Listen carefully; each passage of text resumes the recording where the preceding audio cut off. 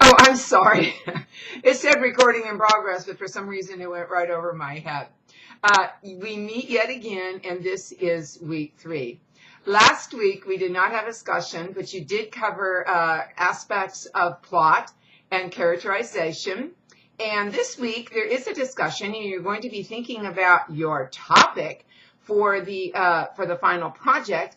And we're going to cover some aspects of tone, setting, and theme. And the works that we read have to do, all short stories have these elements. And this week's section is life and death. And the sections that we read this week are going to have to do with changes in life and dealing with death.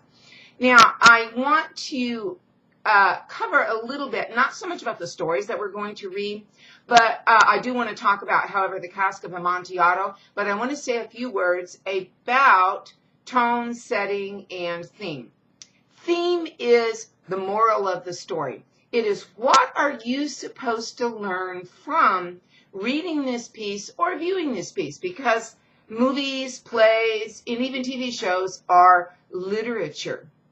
And fairy tales in particular, we see, and the moral of the story is, and that is what we are supposed to learn. These tales are didactic, and that is their main purpose, to teach us a lesson. When we read any work, I won't say any work, because if we're reading an essay or reading a textbook, it's not always for entertainment. But when we read short stories, novels, and view visual media, we do want to be entertained. And entertainment is a way to draw in the audience to present the theme or the lesson in order to better imprint it or to keep us interested while we are absorbing the meaning of the work. Setting is where it takes place.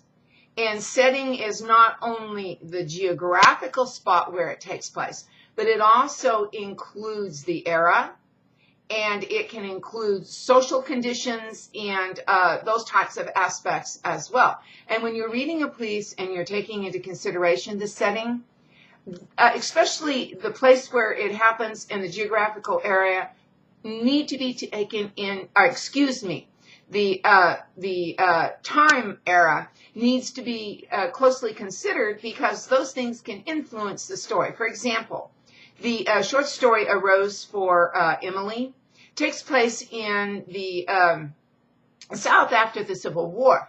And there are things that happen in that story that would not happen in other eras, and perhaps not in other geographical areas.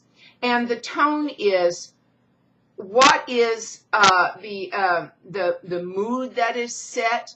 And the tone is often affected by the setting. And if you read a story that begins, "It was a dark and stormy night," then there are certain expectations you have for that story and what is going to happen in that story. But sometimes those introductions or those types of aspects can be misleading. And I refer you to the movie, A Series of Unfortunate Events, that begins with happy little bunnies and gnomes hopping around.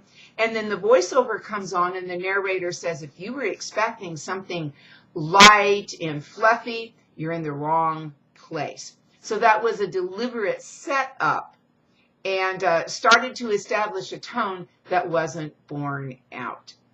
Now I'm going to discuss The Cask of Amontillado, the short story by Edgar Allan Poe, and talk about some of these aspects. But before I do that, I want to talk about the characterization that is left over from last week, but we covered last week.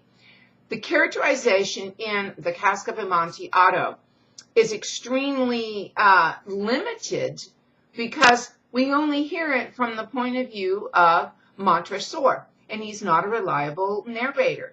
We do not know what Fortunato has done to him that is so bad that Montresor wants to wall him up in the cellar. And I'm sorry if that's a spoiler. I know that many of you have read this story before. The characterization is rather shallow, because we can't trust the narrator.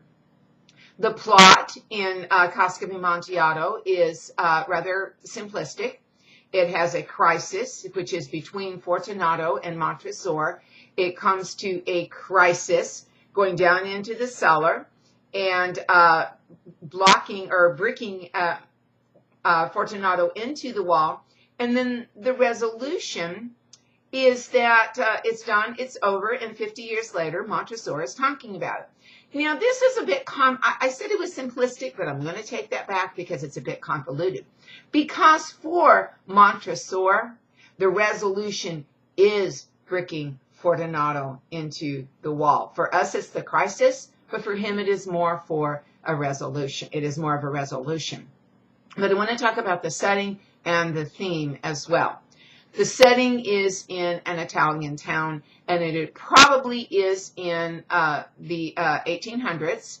And I'm saying this because it's obviously not, Poe wrote it, he lived in the 1800s, and it is obviously not set in a future time. Sometimes when we read a work from a particular period, we have to be careful about assuming that it is in that period, especially if it's written in modern times, because, hey, in modern times we can write about the past. But even authors like Jules Verne wrote about the future, but we would not assume that that setting is correct because of the time that it was written. So it takes place in what seems to be an Italian town, and it begins at Carnival, Carnival. And that setting of Carnival is important because when we think about Carnival, we think about rides and popcorn and cotton candy and sideshows, but that was not the carnival, the type of carnival that Fortunato and Montresor were attending. Carnival was a time when entire cities just kind of went crazy and all sorts of things would happen and people walked around in masks. And it's not the type of carnival that we think about. There was a lot of action going on, and again, people were wearing masks, so the fact that Montresor was wearing a mask was not have been out of place. And I also want to let you know that the word carnival is based on the Latin word for meat, and in Spanish, carne is meat. So that will give you some kind of inkling about some of the goings-on that happened at Carnival. Now, they moved from the Carnival and into the cellar. And the cellar, which is below Montresor's house, is also important because this is a place of death. In the olden days, and we see this in some of Shakespeare's plays, in Romeo and Juliet, for example, and we also see it in other places, the dead are often buried beneath the house. And so when they go down into Montresor's cellar and the bones of his ancestors are laying all around, that's not out of the ordinary or unusual in that era, because that's what they did. And that goes way back into prehistoric times when the people of Chautauqua and Jericho buried their dead in the walls and in the floors. But that's another class, another story, and I'm not going to go into that. So the setting is important, both the time period, because they were still having Carnival, and below the house, because today that would not be so readily accepted by modern readers in modern situations. By the way, Carnival, think Mardi Gras. Mardi Gras is a type of carnival that would have been taking place. Now, the theme of this story. I'm not going to go into what I think the theme of this story is because I want you to figure that out. But what are we to learn from this story? When you finish reading it, what is your impression? Do you learn anything? Is it about human nature? And if it is about human nature, what are we to learn about human nature? Not from human nature, but about human nature from the story. Yeah. And what is the tone? Is it serious? Is it sarcastic? Do you have a sense of foreboding? Is it light and trivial? Keep these things in mind, not only when reading Poe's story, but reading O'Brien's story. This applies to the poetry as well, to some extent, because there's going to be themes and there's going to be settings in a lot of poems. Some poems are quite symbolic and it's harder to ferret those out, but they're still going to be there. So I'm going to stop babbling because I am up to 10 minutes. And boy, I tried to be succinct, and you know how hard that is for me. So I'm going to stop. And the deliverables are below. And there are some other aspects about the coming week below. So I'm zipping it. And I'm saying that's all, folks, for now.